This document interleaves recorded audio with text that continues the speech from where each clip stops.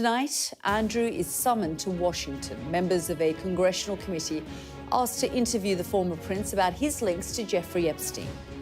It threatens to be another distraction for Prince William, who's joined the Prime Minister and other world leaders at the climate summit in Brazil. Climate damage is one of the defining issues of our time, and it's not going to go away. What can be agreed on the edge of the Amazon, and will an absent Donald Trump still try to hold some sway? Also ahead.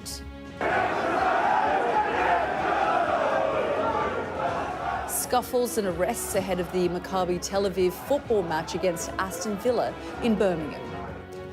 The X effect in the rise of the right. Our months-long investigation into how the platform's algorithm is wired to boost right-wing and extreme content. If you open the app on your phone and you immediately see a news agenda that maybe feels more adversarial, maybe filled with more hate towards certain groups, it's going to have an impact. Mexico's President Claudia Sheinbaum presses charges against a man filmed groping her, describing it as an assault on all women. And war on ice, the Russian sporting event reflecting a nation locked in conflict. All that and more coming up in The World with me, Yalda Hakim.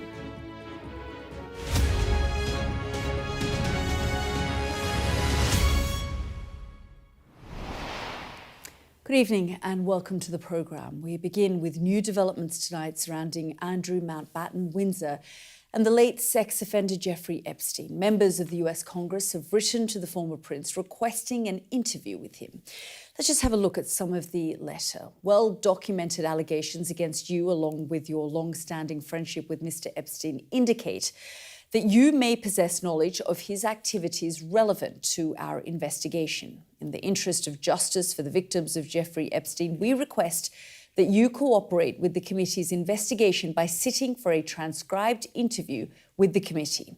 The letter is signed by 16 Democratic members of the committee. Well, let's bring in our US correspondent David Blevins, who joins us from Capitol Hill in Washington.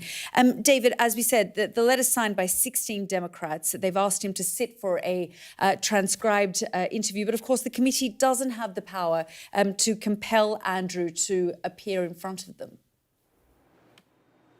That's right, because he is not a US citizen, but they are hopeful that he will take this opportunity, in their words, to clear his name. The House Oversight Committee has been investigating the crimes of Jeffrey Epstein for quite a while. You will remember that it's this committee which has been releasing documents in various stages, not least the so-called birthday book. And in this letter to Andrew, they acknowledge that he was a friend of Jeffrey Epstein back in 1999 and say they remained very close even after Epstein's 2008 conviction for procuring a minor for prostitution.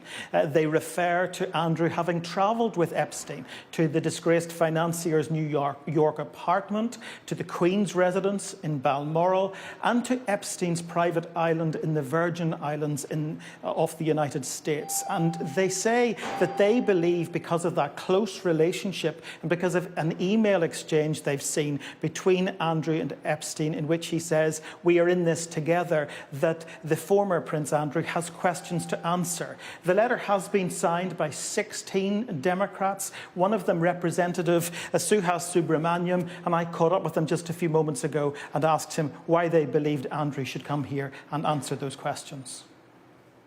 Yeah, we've been saying this for a while. We wanted to formally invite him to come share his knowledge of what he knows about Jeffrey Epstein's crimes, as well as about the entire criminal enterprise that Ghislaine Maxwell and others were involved in. Based on what victims like Virginia Giuffre have said, it seems very clear that Andrew knew what Jeffrey Epstein was doing and what was involved, and may have been involved himself. But we just want to know what he knows. What questions specifically do you think he has to answer? Yeah, well, I want to know what he knew about the entire criminal enterprise. It seemed like he'd been to the island. It seemed like he'd been very engaged and friendly with Ghislaine Maxwell and Jeffrey Epstein. And so he must have known a lot about their business dealings. He must have known a lot about the victims and who was victimized, as well as the other perpetrators of the crimes. And I would ask him about his involvement as well. Just one other question very briefly. The letter has been signed by 16 members of the committee, all Democrats. Others on the committee are suggesting this is just headline grabbing and that the letter carries no authority. So does he really have to respond? He doesn't have to respond because he's a foreign citizen. He's not a citizen of the United States, right? But, I think if he wanted to clear his name, if he wanted to do right by the victims, he would come forward. I'm incredibly disappointed that Republicans won't get involved in this. I think many of them have said in the past that they would hold all the perpetrators accountable, and yet, they're not backing up their words with their actions. But I hope that this isn't a partisan issue, and I do hope that when he does come, that Republicans would ask him the same kinds of questions. You say when he does come, so you're confident one day he will sit before you and answer these questions? I'm not confident he'll come forward, but what I will say is that I'm confident we will find out his involvement regardless. Congressman, thank you for your time. Thank you. So this is a very serious issue as far as these congressmen and women are concerned. They believe Andrew may hold what they describe as critical information about Jeffrey Epstein's co-conspirators and enablers. But of course, as you heard there is some politicking around this on Capitol Hill, because the letter has been signed by 16 of the 47 members of the Oversight Committee, all of them Democrats. And there are others who are suggesting that the Democrats are, in this case, their words, headline grabbing for their next TikTok video. They say that these Democrats should be supporting them, for example, in enforcing subpoenas for former President Bill Clinton and former Secretary of State Hillary Clinton to appear before them instead. But the 16 Democrats who've signed the letter have given Andrew until the 20th of November to respond, because they say this matter is one of such seriousness and gravity. David, thanks so much for bringing us up to date. Now, another breaking story to bring you. In the past couple of hours, arrests had been made in Birmingham ahead of the Europa League football match between Maccabi Tel Aviv and Aston Villa. Tensions were high after a ban on travelling Maccabi fans and large pro-Palestinian protests. Our sports correspondent, Rob Harris, was among the crowds at Villa Park. Rob, it looked so incredibly tense seeing you there amongst the crowd. And of course, there have been arrests made as well.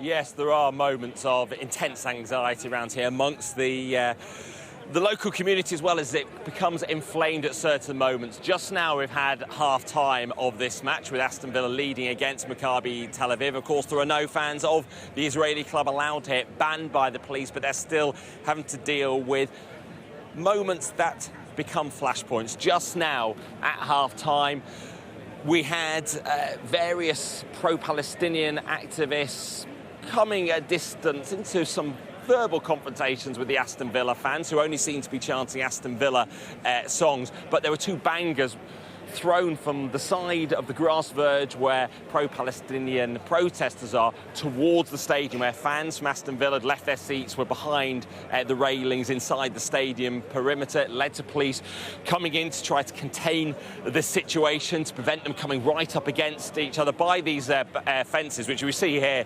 Even if you're not in the stadium, you can get close, obviously, on either side and be head-to-head.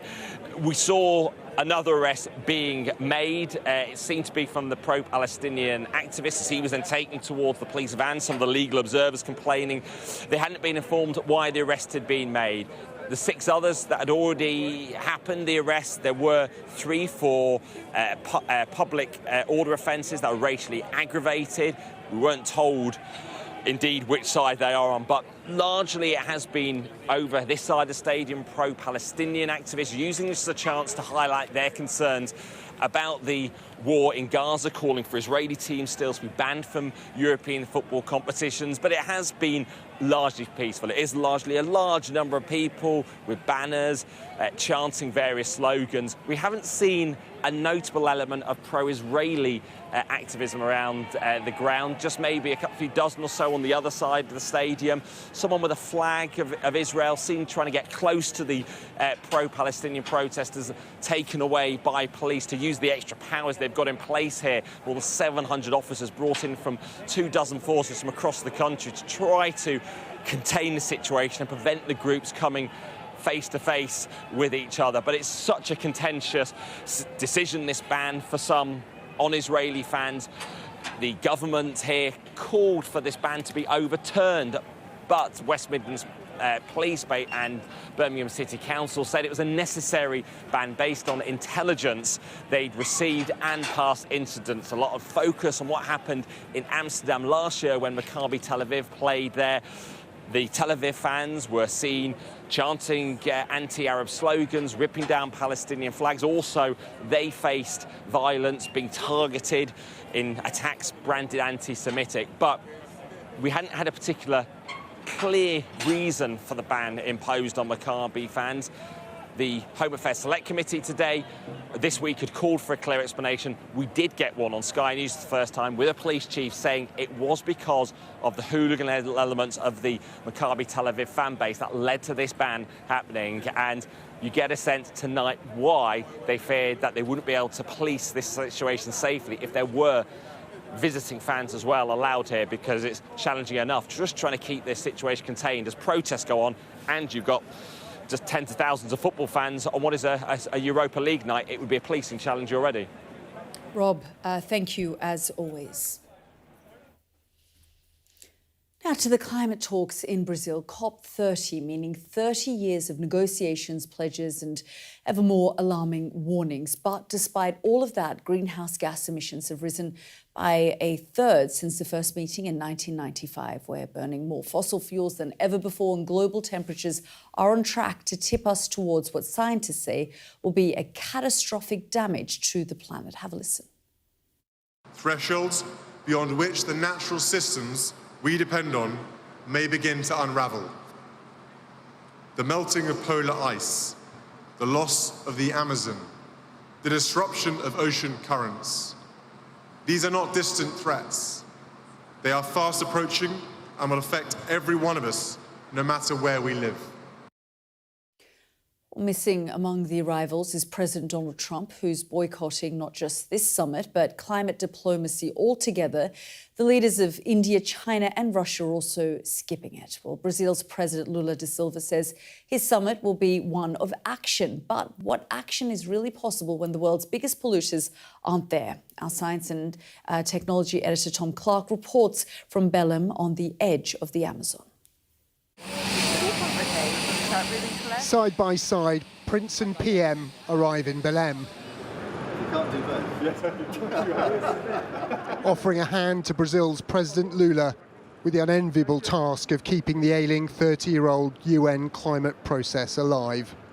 I have long believed in the power of urgent optimism, the conviction that even in the face of daunting challenges, we have the ingenuity and determination to make a difference, and to do so now.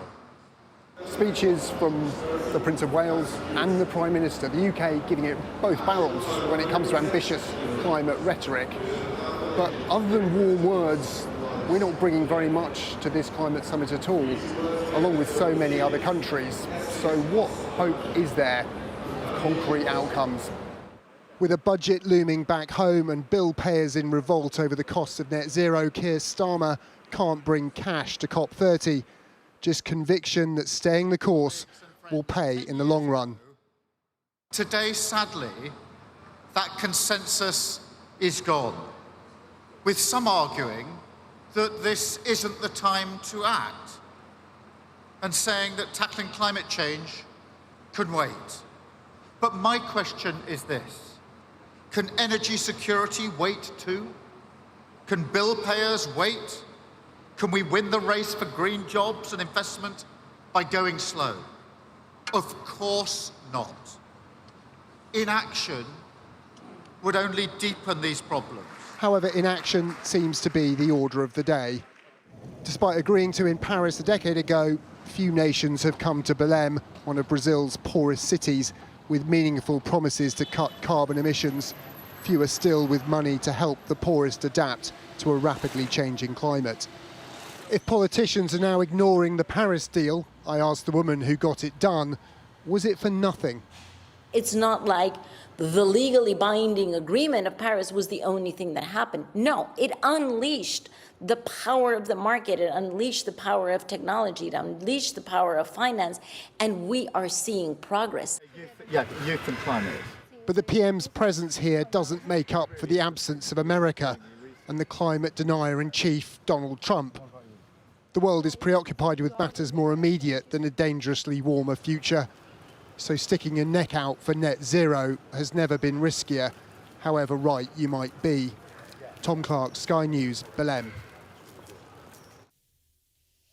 Well, since Elon Musk's takeover of X, the platform formerly known as Twitter, critics of the billionaire have complained of not just a shift to the far right, but a plunge. Users across the political spectrum say they've noticed more right-wing and extreme content in their feeds, regardless of who they follow, with few, if any, guardrails. Now, a months-long Sky News investigation, including a groundbreaking experiment, reveals how X is boosting Musk's worldview. Our data and forensics correspondent Tom Cheshire has this special report. We're losing identity of our country and somebody needs to stand up and fight for it. We just want to protect our community and our country. You will have Elon Musk say, well, he's a champion of free speech. I just don't buy that. In the past, we've done a lot better on Twitter, but it has really gone down. The huge crowds in Westminster didn't turn out just for Tommy Robinson. They were also chanting someone else's name. Elon Musk joining in from America, one of the most influential and controversial figures in global tech, business and politics. Whether you choose violence or not, violence is coming to you. You either fight back or you die. Musk's speech at the rally was live-streamed on X, his social media platform, an alternative universe of posts and identities. A platform he's been using to attack British politicians and to pass judgment on issues affecting the UK, especially immigration and grooming or rape gangs. Those posts have earned hundreds of thousands of likes and interactions. Musk bought Twitter in 2022 in order to wipe out what he described as the woke mind virus influencing Western politics. If you open the app on your phone and you immediately see a news agenda, maybe filled with more hate towards certain groups, it's going to have an impact. He renamed it X, he got rid of the content moderation teams, and he promised to turn it into a free speech platform. So you'd probably expect to see a lot more right-leaning content as a result of all of that. But how do you actually measure that? Well, it's been impossible for a whole host of reasons for a long time. That is, until now.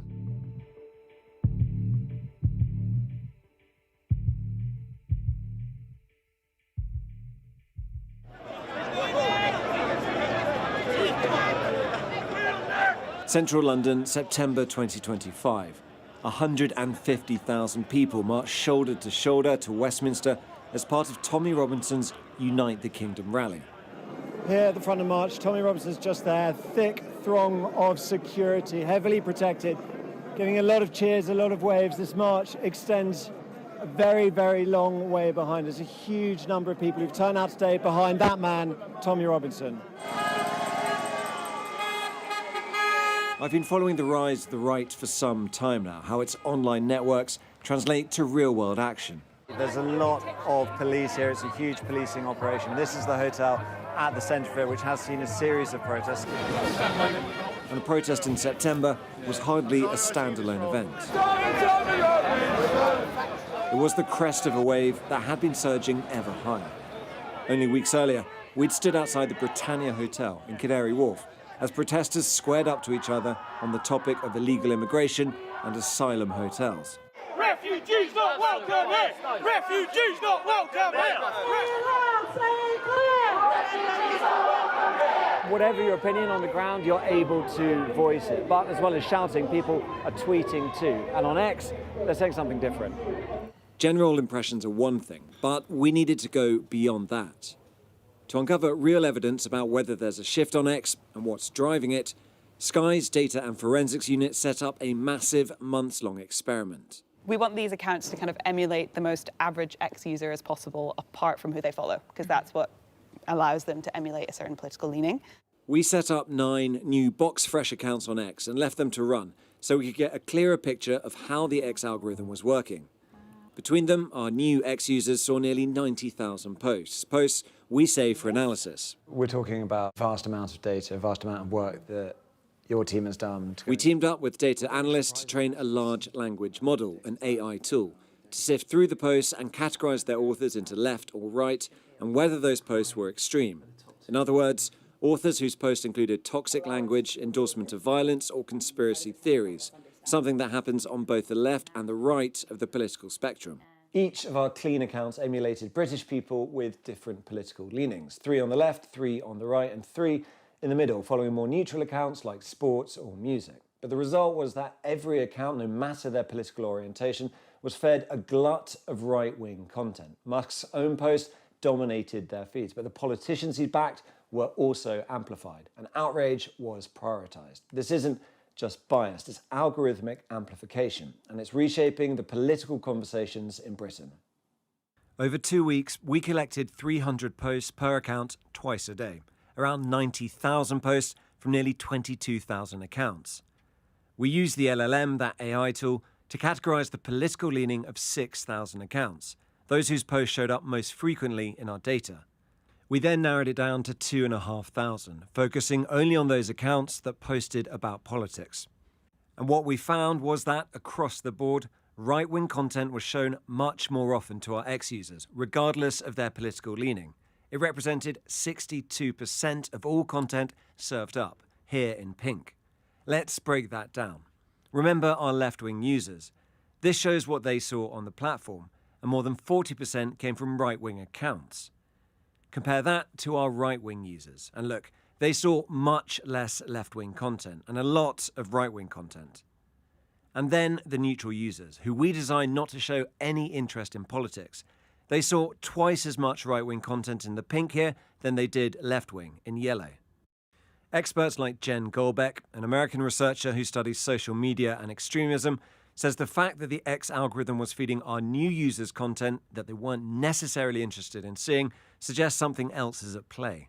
There are ways that we would expect a neutral algorithm to behave. You set up a new account, you follow certain people, and those follows are reflective potentially of your political leanings. And if you don't see that in an experiment, then there's a suggestion that for one reason or another, there's something else at play that's prioritizing showing certain political views. So we decided to measure how often the different accounts that cropped up in our dataset used extreme language. And we found that around half of the posts came from accounts that did use that language. Of the accounts that used extreme language, we found that around a quarter of the posts came from accounts on the left of the political spectrum, while 72% of posts came from right-leaning accounts. That suggests that the algorithm is more likely to promote extreme language from those on the right. Since Elon Musk took over X, there's an opening up of the algorithm towards more extreme contents, and at the same time, more progressive accounts have left the platform. What we see in X in 2025 is that there's no equivalent voice to counter political spectrum sides. They've left a vacuum of communication, and now there is no one to push back on some of these disinformation narratives which can get out of the gate extremely quickly. The fact that this research has shown there is no equivalence between what gets served to the right of the political spectrum and the left of the political spectrum, that suggests an algorithmic bias. And an algorithmic bias must be decided by senior people at the channel. And that's a huge concern for many centrist and left-leaning politicians in the UK, right to the very top of government. I can sum up the threat for you in 2 words: Elon Musk. He thinks he can tell us how to run Britain. Well, our findings suggest they're right to be worried. I spoke to Liberal Democrat leader Ed Davey, who's been leading a campaign against Musk's interference in British politics. I think, what we're seeing here is something we've never seen before. The extremes on both sides, on right and left, the divisiveness of it that is being pushed by Elon Musk and X has never, ever happened before. I think these findings confirm what a lot of us feared and suspected from our own feeds, but couldn't prove. So really amazing piece of research, and the way it's so academic and so well-founded is a major contribution to the debate that I think we have to have. We know that Elon Musk, when he bought it, he was talking about eliminating the woke mind virus. But that emphasis on boosting right-wing content, What do you make of that? It's almost as if X seeks to divide us as a country, divide us to the extremes, and that is deeply unhealthy and wrong, frankly. And you will have Elon Musk say, well, he's a champion of free speech. I just don't buy that. I think he's a champion of free speech that he agrees with, and he's interfering in the free speech of our country, and that's why I think we should get a lot more serious and try to push back very hard. What Davey describes as interference isn't down to just the algorithm. Musk, who also happens to be the most followed account on X, has an outsized influence on the posts that users see in other ways. Generally speaking, you'd expect people who posted more to show up in the feeds of our new X users more often. And you'd largely be right. Rishi Sunak, down here, doesn't post a great deal, and he's almost down in the bottom corner. Keir Starmer posts a bit more and was shown more often to our accounts than the former PM. But there's an outlier. Left-wing former MP George Galloway posts a lot, but the share of his posts in our feeds is next to zero. And Rupert Lowe, an independent MP who left Reform to start his own right-wing party after falling out with Nigel Farage, doesn't post that much. But our accounts saw a huge number of his posts by comparison. There could be lots of reasons for this, but one thing we noticed: Elon Musk's support doesn't hurt. Each of these bars represents a post from Lowe that got retweeted by Elon Musk. Engagement, that's the number of interactions a post receives, for the majority is in the tens of thousands.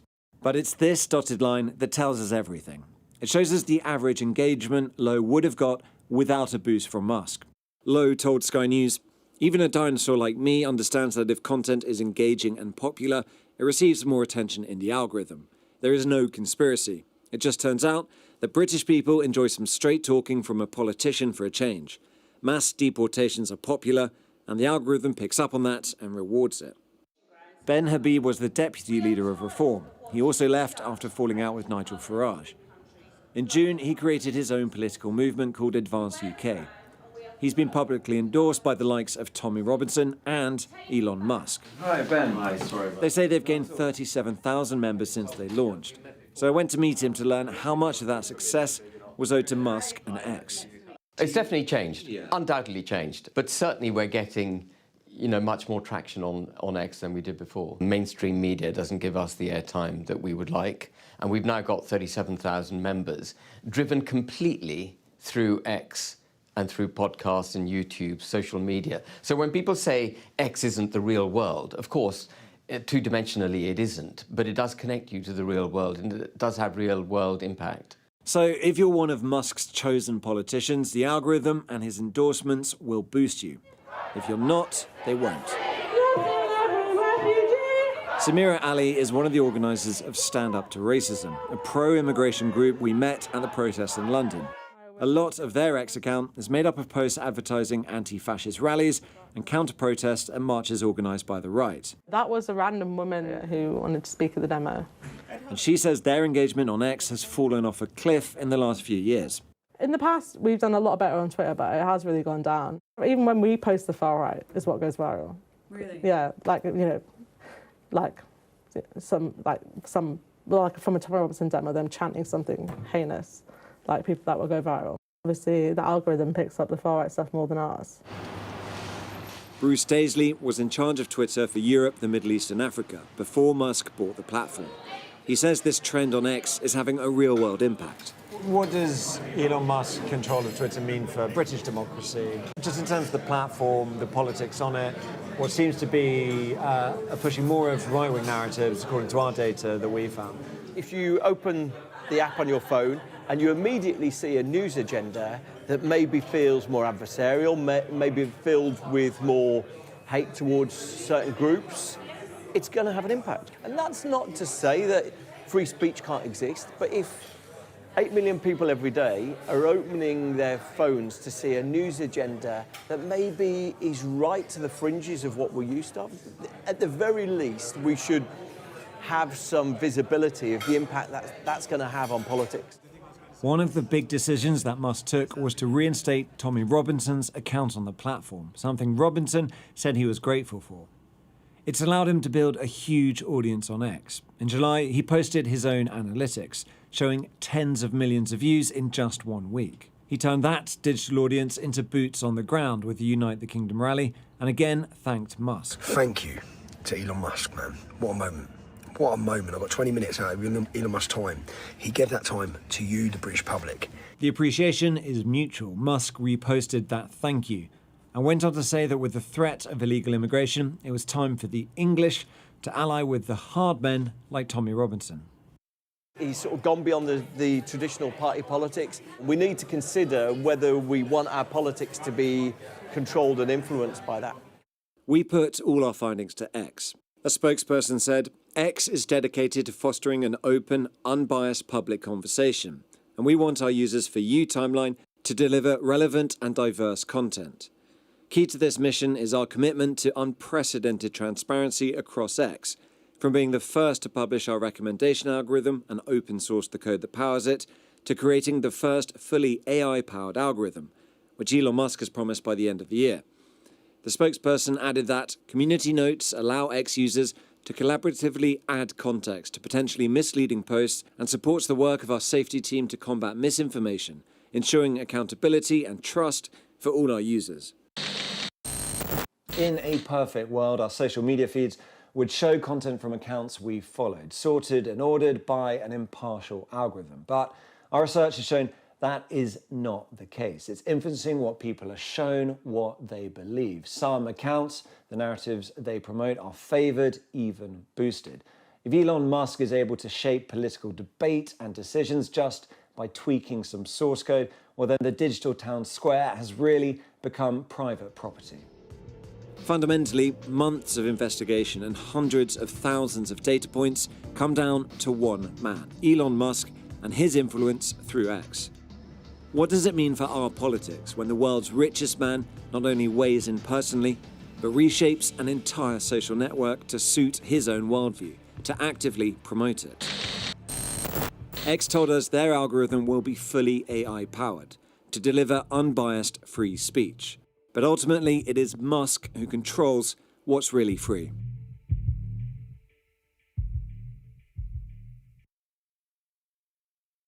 And Tom joins us now. Tom, brilliant investigation, and it's Elon Musk himself has noticed it on X and responded to it. But, you know, when he was purchasing X, there were so many questions around, is this a good investment? Is it not? Very much has become the front page of the conservative movement, the far-right movement and their thoughts. But I guess the question is, what is it doing to society as a whole? Yeah, I think that's a really good point to remember, is back when he bought Twitter as it was in trouble to start with. It was really running out of money. And everyone's thinking, what are you doing? $46 billion on this, you know, you're great at rockets and cars, and why this? But Elon Musk, when he talks about it, says, without Twitter, without X as it became, Trump wouldn't have won the election. There wouldn't be this shop window for everything that's happening. And sort of the range of views, he is a free speech absolutist, there's no doubt about this, and there's different definitions of free speech. But he has really pushed that out there. And as you say, that sort of ecosystem, you see it in America. We're focused on the UK, obviously. But in terms of US politics, this how it works with podcasts and YouTube, and everyone meets in X, because it is the most perhaps the only nakedly political social network. If you think of other ones like Instagram, where you get a lot of news, or TikTok, which again, really, really big for news, but they don't have that debate. They're not built for debate, whereas X is all about that. And Musk is the one who is really, you know, setting the terms of that debate. So that's a huge amount of power.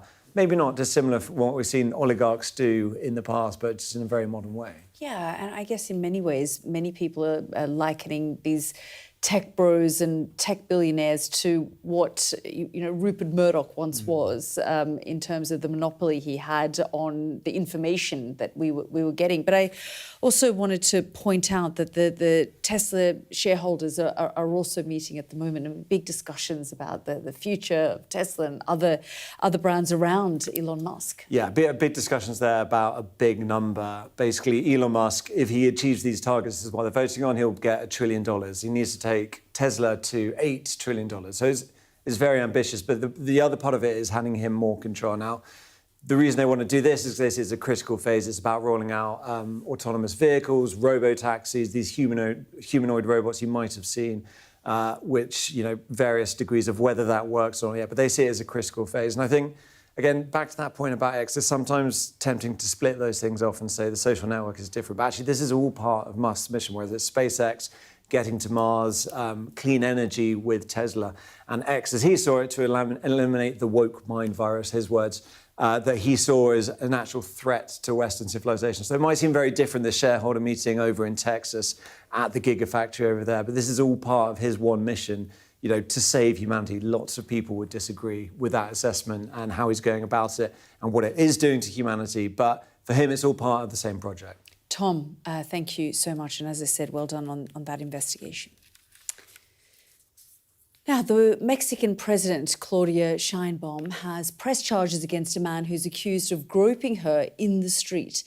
This is a still image taken from video of the incident, which has been shared widely online. President Sheinbaum, in the dark blue jacket, was speaking to people outside her official residence in Mexico City when the man in the right, wearing grey, appeared to put his hands on her and kiss her.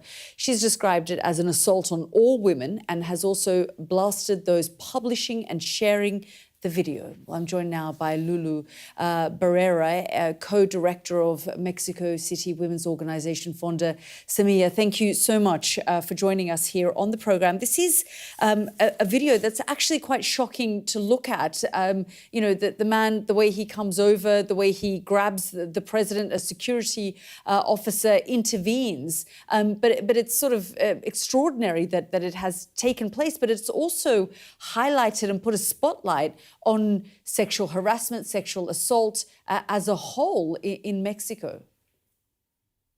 Hi, Yalda. Thank you for having us. It's really critical for us to be speaking about this. The levels of online violence, violence on the streets, all forms of violence that Mexican women face on an everyday basis have been peaking. The street harassment problematic has been put in the front of the agenda by the feminist movement from the last decade. In 2016, we had the first major outbreak of women activists taking the street against street harassment. And even though this is a crime in 26 of the 32 states in Mexico, it's still very prevalent, and it's very difficult to have authorities to prosecute entirely these attacks. So what happened to Claudia Sheinbaum indeed is the reality that many women face in everyday basis, and that sometimes can be sustained in relationships and even peak to its more lethal form, which is femicide. In Mexico, 2 women per day are killed because they are women for a gender reason.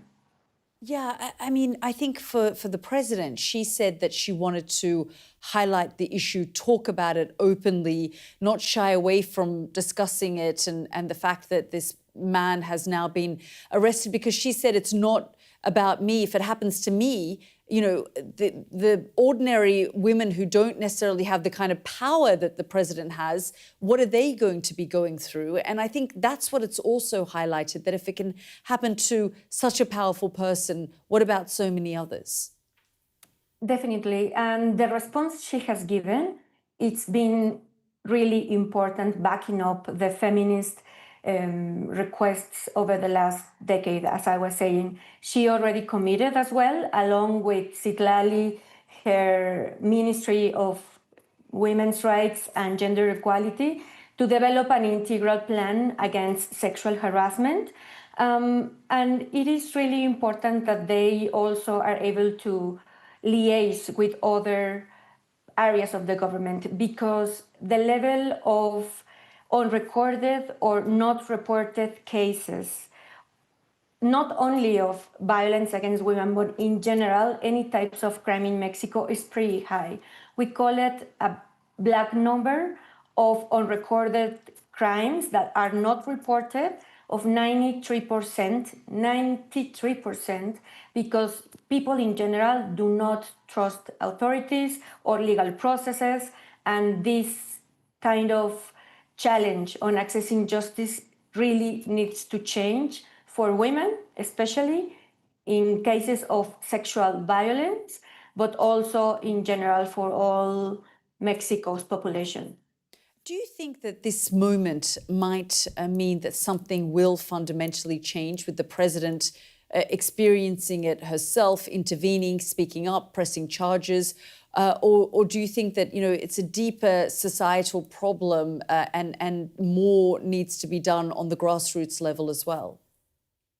It is a deep problem indeed, structural and societal, that needs to change, definitely.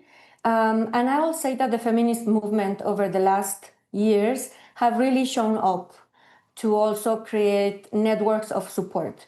For example, it's a very common practice among women that go out at night to really have networks of support that can monitor their transits from one place to another, because the high level of violence that we experience in social spaces, in public spaces, it's really high.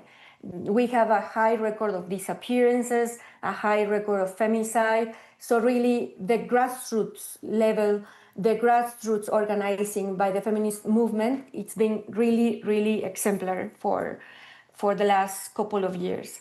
Now, it's really important as well that Claudia Sheinbaum has been having this commitment to speak against sexism since the day she came to office. Since the very first day she came to office, she experienced attacks online, speaking against her, gender stereotypes, and she has been speaking against that since day one. She elevated the agenda for gender equality to a ministry level for the very first time in our history. So she is really committing her part, and the society is committing her part, but we still have a lot of changes and there's more to do. And hopefully with this integral plan, this can also elevate the budget and the responsibility that the government takes to address this issue.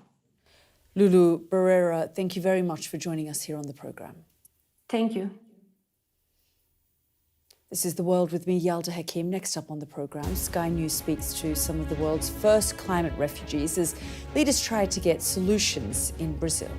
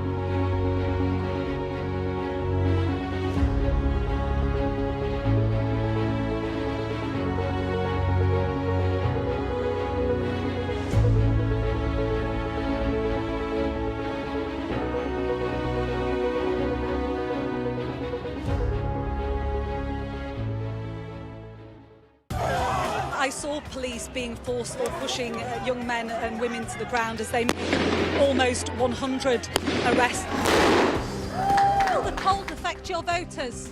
Well, we have a lot of tremendous support. What country are you From the UK. Okay, we don't give a crap about your opinion and your reporting. Why don't you go back to your country where you have a major migrant problem? I'm Martha Kellner and I'm Sky's US correspondent based here in Los Angeles. Returning to the COP Climate Summit, and while leaders gather in Brazil, we've been speaking to some of the world's first climate refugees. The undeniable rise in sea levels is already impacting some of the world's poorest people. Here's our India reporter, Neville Lazarus.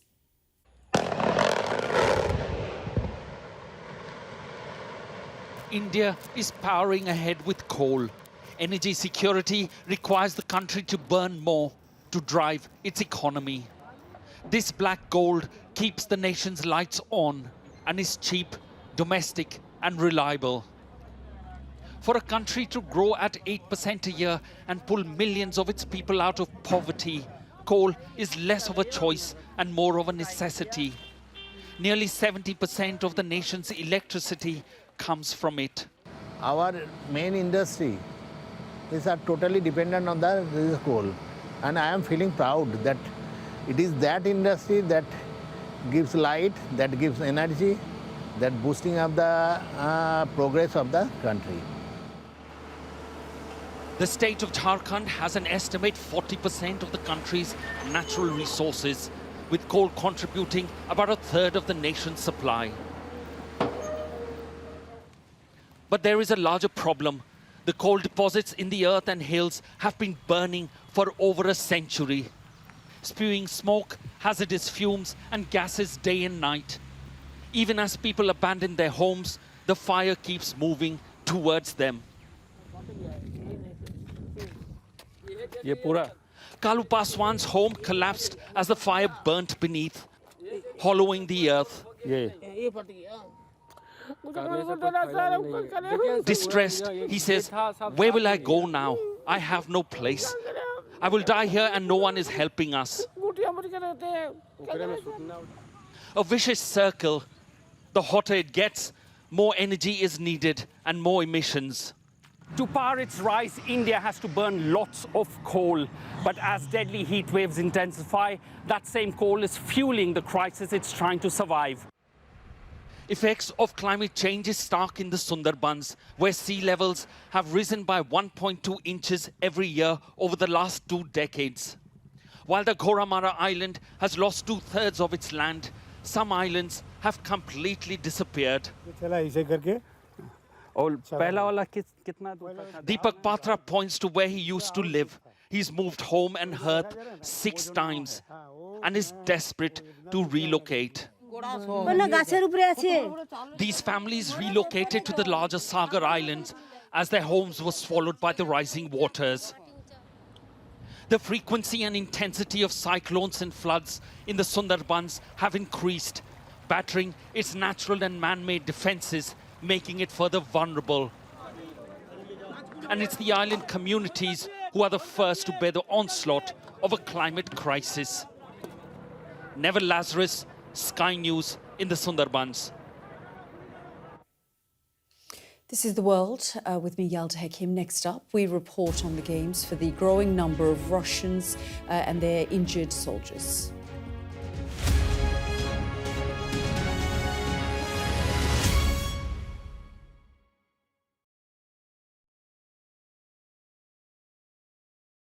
Our app gives you the very best of Sky News wherever you are. Breaking news, videos, analysis up at 6%. Podcasts, watching us live. Joins us live all in one place and all at just the touch of a screen. The Sky News app. Get the full story first.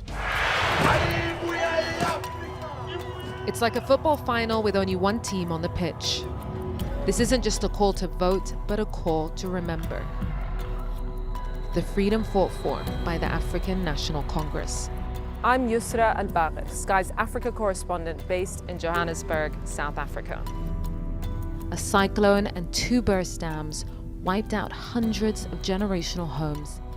This was the second dam that the floodwaters hit before it tore into Derna. We are in the heart of Nairobi, and we're watching as protesters were heavily tear gassed. The sheer fearlessness and persistence of these guys is astonishing. We help you understand the world with us.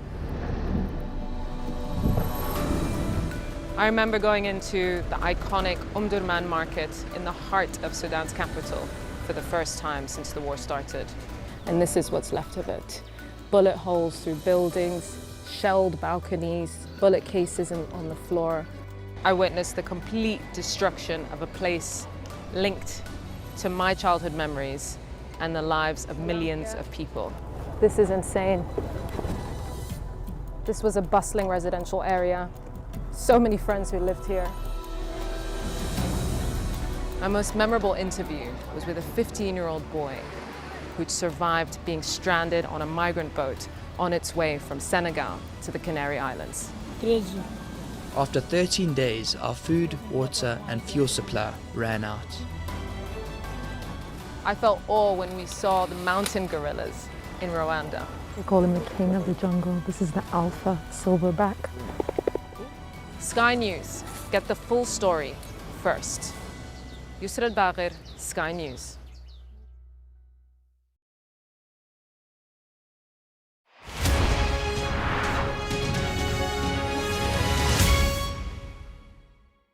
There's always more to the news than a headline. We want to discover, to delve a little deeper, to find out what's really going on. Explanation, analysis, the people at the heart of every story. I'm Neil Patterson, and this is the Sky News Daily Podcast. So, by the end, we'll hopefully all understand what's going on in the world just that little better. Available wherever you get your podcasts. I'm Stephen Murphy, and I'm Sky's Ireland correspondent based here in Dublin. The waters of Ireland and Britain should be home to great white sharks. If there are great white sharks in this area, there's no reason they wouldn't come here to feed. It's basically a buffet on a beach. This could be not only a record-breaking storm, but potentially the most dangerous storm ever to hit Ireland.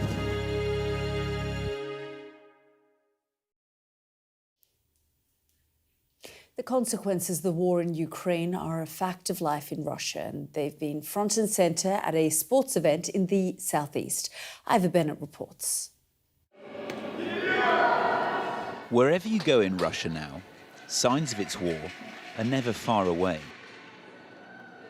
We've come to a sports festival in the city of Samara, where para ice hockey is the main event.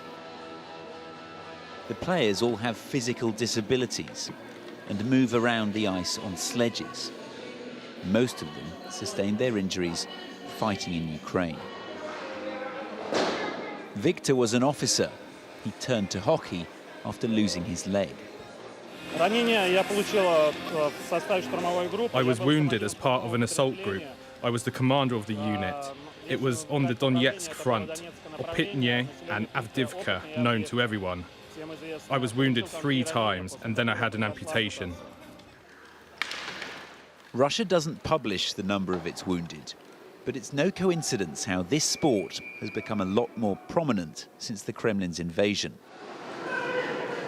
Mikhail on the right is watching a team called Gvardia from Moscow region, a club he started to help injured soldiers. It's an integral part in the rehabilitation process, because after receiving such an injury, such a trauma, psychologically one thinks, what's next? But here you're part of a team. You are with your fellow soldiers. And this isn't something Russia hides, quite the opposite.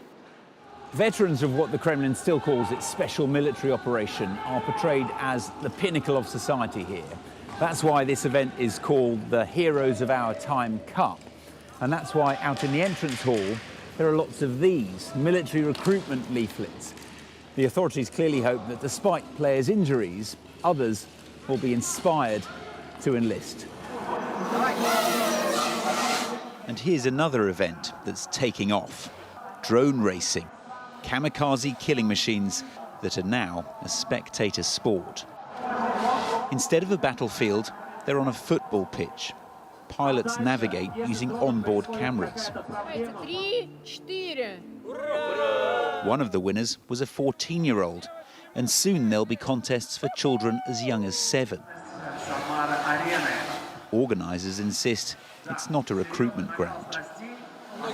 Many people have a stereotype that as soon as they start working with drones, flying and learning to pilot them, and receive some kind of certificate proving their skills, they'll be taken away to be drone pilots.